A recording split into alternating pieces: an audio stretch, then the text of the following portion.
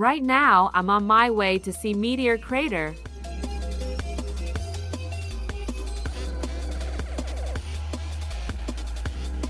This is the largest intact chunk of the meteor that was found.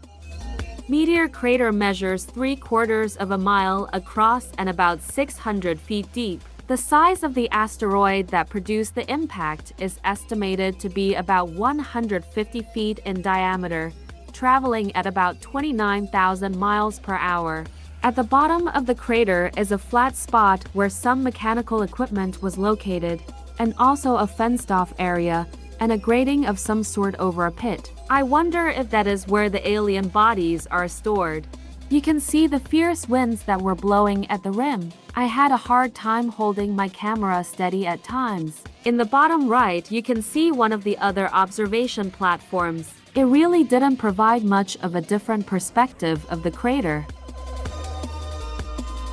It is estimated that the meteor weighed about 300,000 tons and was mainly of nickel-iron composition. When it hit the ground, it is estimated to have released energy equivalent to 10 megatons of TNT.